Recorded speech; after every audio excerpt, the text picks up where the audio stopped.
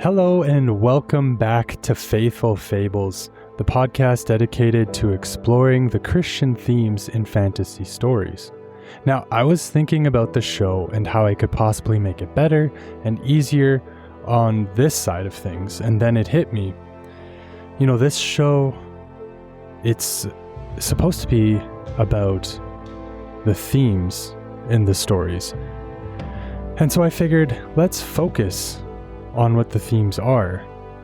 And lately it's been more, since we started really, it's been more story analysis, character analysis, and then the themes within there. And don't get me wrong, I enjoy doing those types of episodes. However, I was thinking, you know, it is quite a bit of extra work.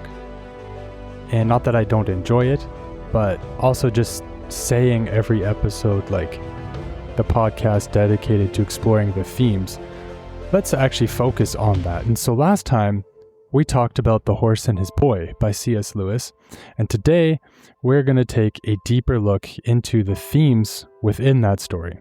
But before we get into this episode, I want to run something by you guys, the listeners, the supporters. I still enjoy making those story and character analysis type of episodes, and so I'm contemplating making a member-only subscription where members can get access to these types of episodes, as well as another series that I'm thinking of producing. So there would be other benefits as well, but if this interests you, then let me know in the comments and keep an eye out for it. This is something that I would want to keep affordable because I know what it's like when I want to support a podcast that I like, but I'm unable to afford it. And so I want to keep that in mind for all of you. In the meantime, please enjoy this episode of Faithful Fables. Now, there are a couple themes in The Horse and His Boy that I would like to highlight in this episode. And those themes include courage versus carelessness, gender roles, and freedom and justice. And I'm sure that there will be some other themes throughout that we will go over, but let's start with courage versus carelessness.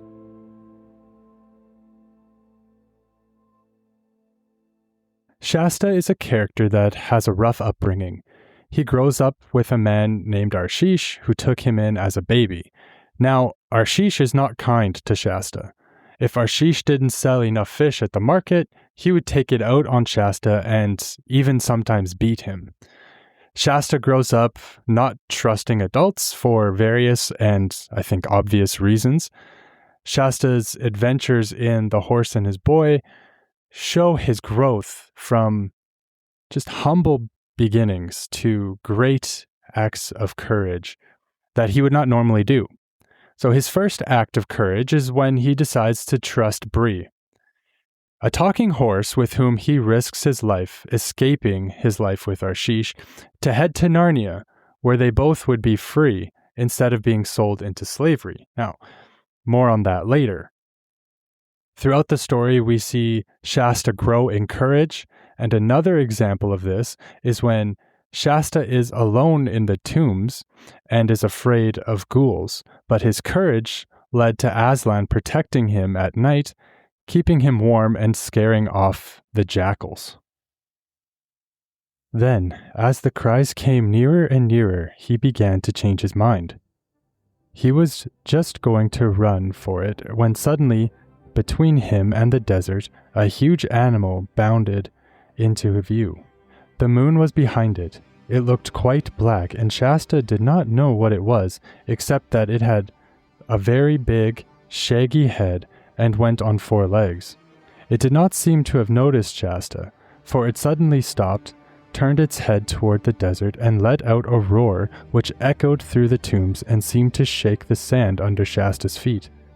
The cries of the other creatures suddenly stopped, and he thought he could hear feet scampering away. Then the great beast turned to examine Shasta. "It's a lion! I know it's a lion," thought Shasta. "I'm done. I wonder, will it hurt much? I wish it was over. I wonder, does anything happen to people after they're dead? Oh, here it comes." and he shut his eyes and his teeth tight. But instead of teeth and claws, he only felt something warm laying down at his feet. And when he opened his eyes, he said, "Why, it's not nearly as big as I thought. It's only half the size. No, it's not even a quarter the size. I do declare, it's only a cat. I must have dreamed all that about it being as big as a horse."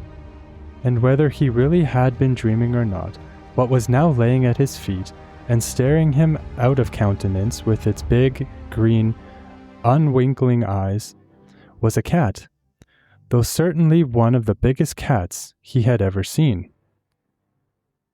This is an example of Shasta being afraid, but the fact that he was there and he was willing to try provided him with Aslan being there and protecting him. And another example of his courage is probably the most powerful example of his courage is when a lion attacks Erebus and Wynn. So he tells Bree that they need to go back and help them. Bree is a warhorse, was too afraid and kept going. So Shasta jumps off of Bree's back and he runs back. And he has no weapons and he just yells at the lion to go away. And it does. And he took a leap of faith to help his friends, and it resulted in a positive outcome. Now, the other side of this is carelessness, and we see that in the carelessness of Prince Rabidash. He thought that his 200 men would be enough to defeat the Narnian and Archenland armies, but he was severely wrong. His reasons for attacking these other nations was very selfish in nature. He wanted to not only, because as the Tisroc, and he would be Tisroc one day, like they're obsessed with expanding their rule and their territory, and they want to conquer these other nations. But he was also selfish in the sense that he wanted to marry Queen Susan, and he was even willing to wage war over her and marry her by force if needed. Whereas Shasta was selfless when he went back to save Erebus and Wynn. And so we see that contrast between courage and carelessness, and obviously Rabidash being quite careless and really just motivated by his selfish desires. This ultimately leads to the downfall, which we talked about in the last episode. And so now the next theme that I want to talk about is gender roles. The Horse and His Boy shows us that marriages throughout history, and unfortunately some still today, are very unbalanced. C.S. Lewis is using an extreme anecdote to illustrate this point. Erebus' age is not directly mentioned in the story, but we know that she is still quite young, and I think maybe like early teens, like tween to early teens maybe. But regardless, she is in an arranged marriage to Hoshta, the Grand Vizier of Calormen, who is a much, much older man than her. Erebus' friend, who she meets in the story, she reconnects with, I should say, her friend Lazarline, encourages Erebus to go through with the arrangement because this was the cultural norm. Now, cultural norms do not make things right or wrong, by the way, just so you know. Even if that was the cultural norm to, marry, for old guys to marry young girls, doesn't make it right. Just going to throw that out there. So Erebus knew that this was wrong, and she was actively trying to escape it. This marriage would not be moral and was definitely not equal, to say the least. Erebus also doesn't like it when people treat her as any other girl. right? Because she grew up in this higher class in Calormen, but women in the higher social class still didn't have any power. So in contrast, Narnia was a nation where men and women were equal, and we see this illustrated in the Kings and Queens of Narnia. Peter and Edmund had just as much power and influence as Susan and Lucy. Of course, Peter was the High King, so he may have had bigger influence in that respect, but the point of equality in Narnia remains. Now, it's actually Lucy who suggests that they show Rabbadash mercy, and they listen to her. Now, in cultures today and in history, these sorts of things existed. And Lewis was using this story to show the evils that come from these injustices. While the Bible does state that there are specific gender roles, these different gender roles are designed to complement each other and do not create inequality if practiced in a healthy way. Now, the next theme that I want to talk about is freedom and justice. Now, I think freedom and justice is probably the biggest theme, if not one of the biggest themes in this book. Shasta grew up in Calormen. And you know what? If you want more information on Calormen, I did a whole YouTube video about it. So check out the Faithful Fables YouTube, and I'll try to remember to link that video in the episode description. So go check that out. I go into some detail about the country itself, but this was a country where slavery was normal to the culture, much like child marriage. But now, yes, so remember, Voyage of the Dawn Treader, right? The last series we did, when Caspian and crew put an end to the slave trade in Calormen. Now that was actually like generations, like that was much later than The Horse and His Boy. And so it continued for years and years in that country. And I wanted to just mention that to show like this was like almost pivotal to that country. And now in The Horse and His Boy, we see early on that a stranger comes to talk with Arshish, and Shasta is nearly sold into slavery. I'm going to read a little bit from the book to just kind of give you some more detail about that. "And now, O my host," said the Tarkon, "I have a mind to buy that boy of yours." "Oh, my master," replied the fisherman, and Shasta knew by the wheedling tone, the greedy look that was probably coming into his face as he said it, "what price could induce your servant, poor though he is, to sell into slavery his only child and his own flesh? Has not one of the poets said, 'Natural affection is stronger than soup, and offspring more precious than carbuncles'?" "It is even so," replied the guest dryly. "But another poet has likewise said, 'He who attempts to deceive the judicious is already bearing his own back for the scourge.'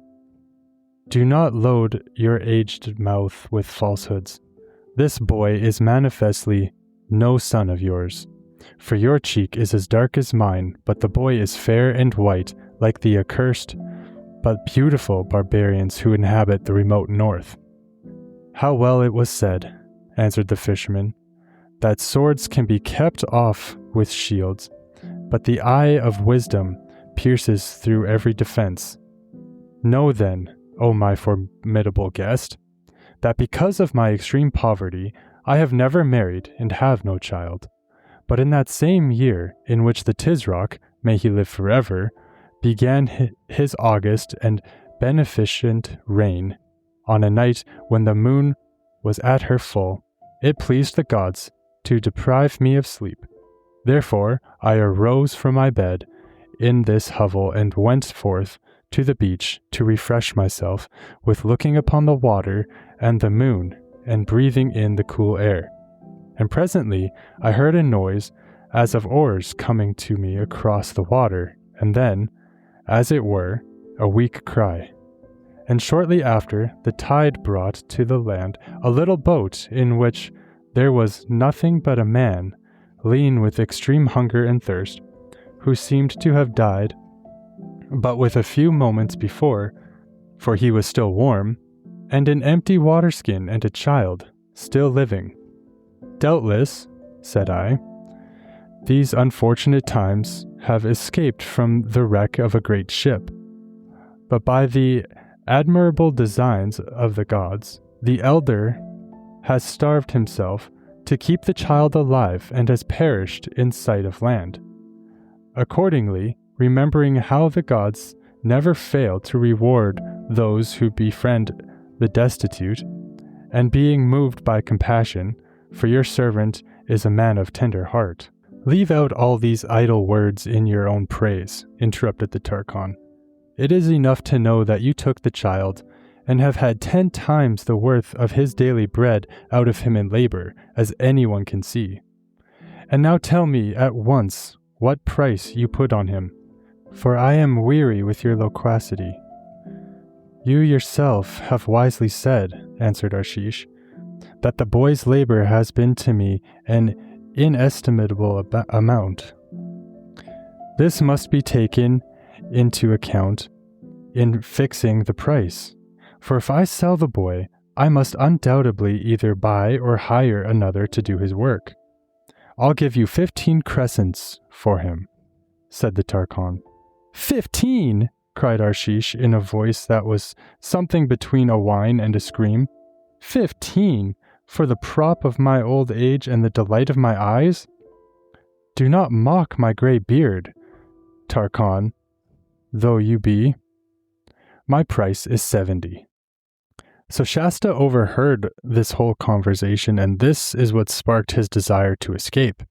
He always dreamt of what was north of Calormen because he never left home and no one knew what was to the north. And it was here, while overhearing this, and that he met Bree, who was the Tarchon's horse. And to Shasta's surprise, Bree can talk.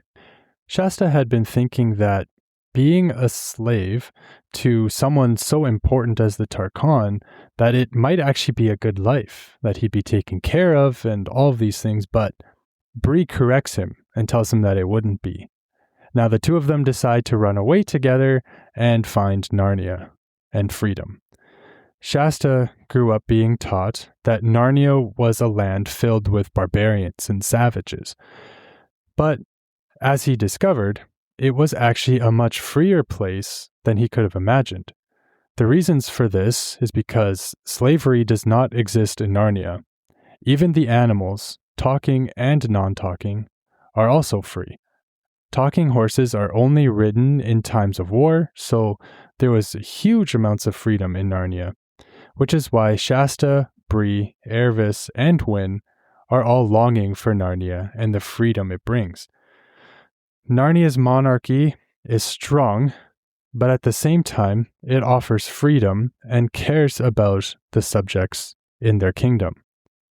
On the other side of the equation, Calormen's oppression at the hand of the Tisroc and the Grand Vizier shows that they ultimately do not care for the subjects of the country, and we see that with Rabidash trying to make Susan his wife and just expanding their territory by violence.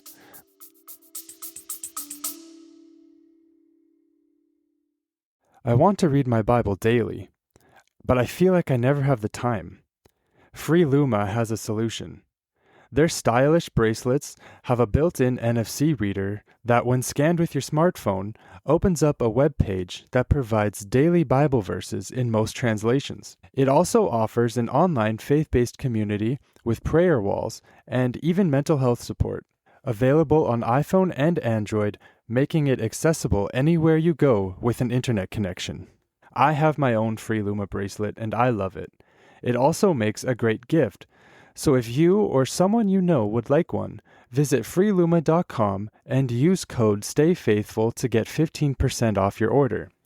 That's freeluma.com and use code STAYFAITHFUL, all one word, to get 15% off your order. Yeah, so really, really important here, freedom and slavery. And this makes me think I need to talk about slavery in the Bible.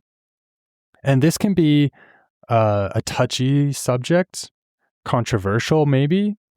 And I often hear critics claim that Christianity promotes or even encourages slavery, but I disagree. And as I studied this topic a little bit, I found that, in the Old Testament, one of the biggest miracles that we see is the Exodus, where God is literally bringing the Hebrew slaves out of slavery in Egypt. And while it is true that slavery is in the Bible, there's other things as well, like polygamy, murder, and many other sins that are also recorded. But yet, the things that are recorded is not saying that these things are good. Much same with slavery. So while slavery is recorded, like these other sins, it's not saying that it's good. The Bible gives instructions for slaves.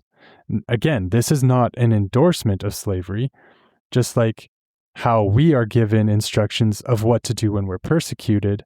It's not an endorsement of persecution. Instead, what I see is the Bible helping people in those situations to navigate a culture that has these things already there. An example of this is Ephesians 6:5-9.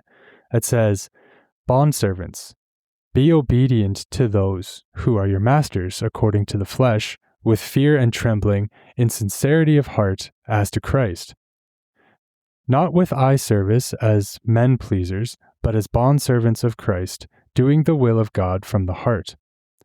With good will doing service as to the Lord, not to men, knowing that whatever good anyone does, he will receive the same from the Lord, whether he is a slave or free. And you, masters, do the same things to them, giving up threatening, knowing that your own master also is in heaven, and there is no partiality with him." One interpretation is that proper translation of the word is bondservant, not slave. And that actually changes the whole meaning of the verse. And many times in the Bible, it was actually a voluntary and a way for people to pay off and work off their debts. And it's not necessarily the type of slavery we think of in our world today. This was caused by poverty, not by racial status.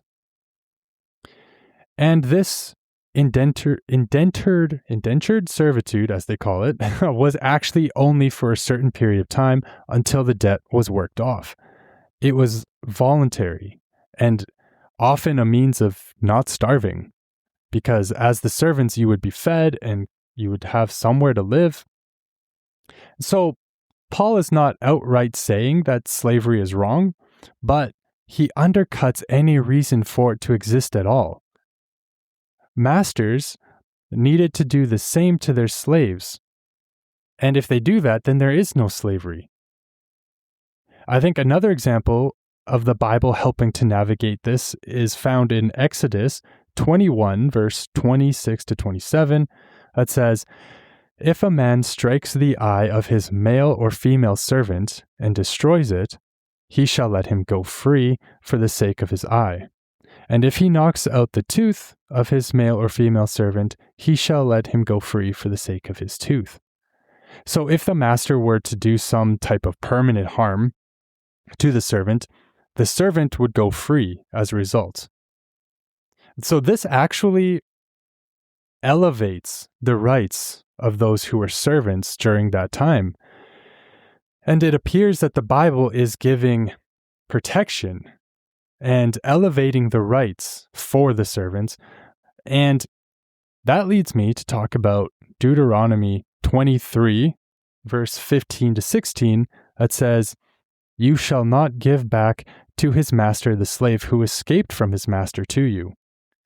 He may dwell with you in your midst, in the place which he chooses within one of your gates, where it seems best to him. You shall not oppress him." And what this is saying is that if a master was not following the rules, or maybe he's being abusive or something, the servant could flee, he could run away. The other people in Israel were then required to help him and to hide him and provide him a place to stay. So yeah, it's regulating slavery, but just like Paul in Ephesians, it's in a way that brings godliness, protection, and help into the situation. What is talked about in the Bible is different than what we think of in our modern culture. Of course, we would often instantly think of the slave trade. The slavery, I believe, is condemned in the pages of Scripture, that type of slavery. And I think an example of that is 1 Timothy 1:10. For fornicators, for sodomites, for kidnappers, for liars, for perjurers, and if there is any other thing that is contrary to sound doctrine. Now let's stop there. Kidnappers is on this list.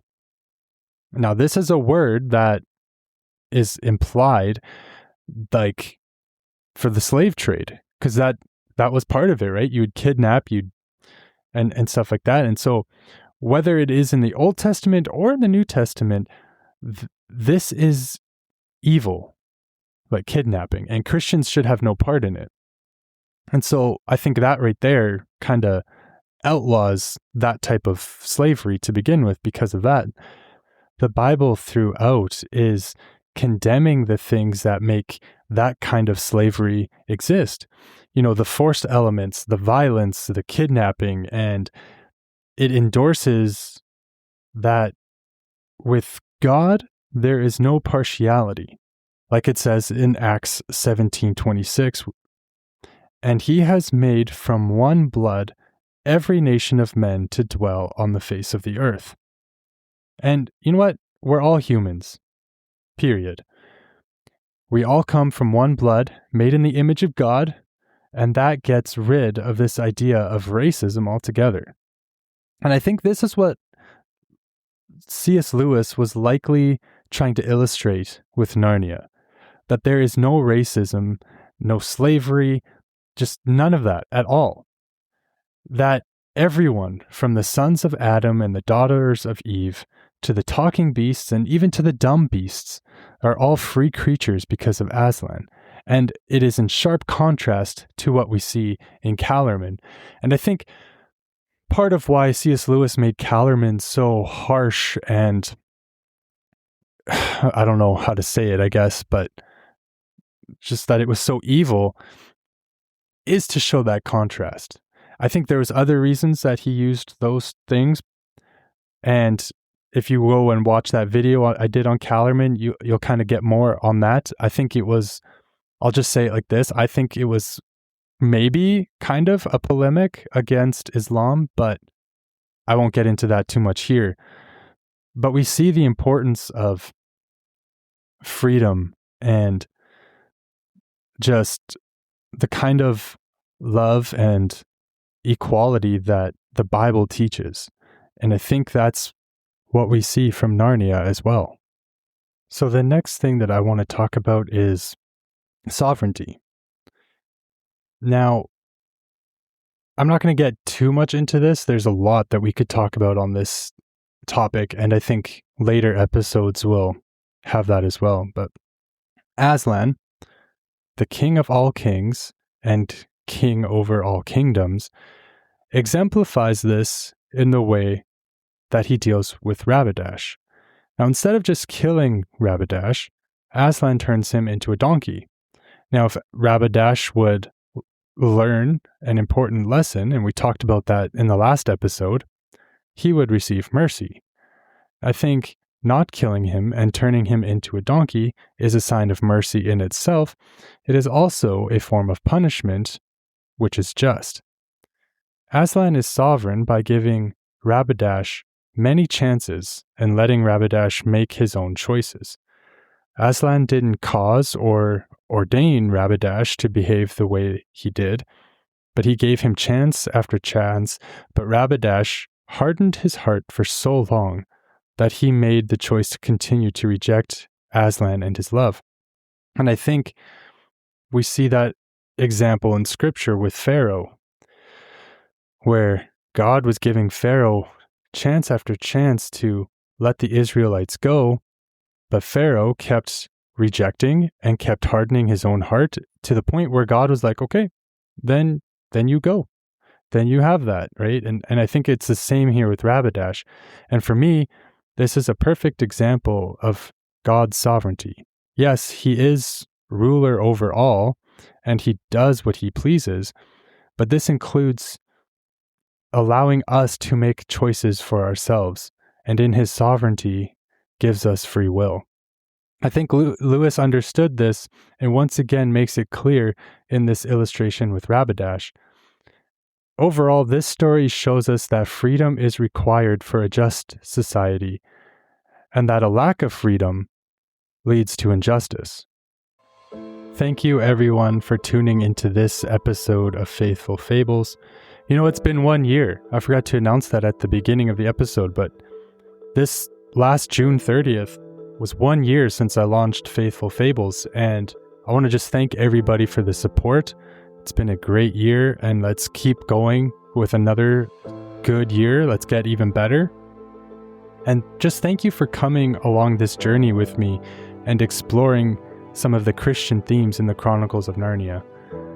I know it's a very niche topic, but I know that there are people out there that are interested in this sort of thing, and I hope that I find more of you as we go here.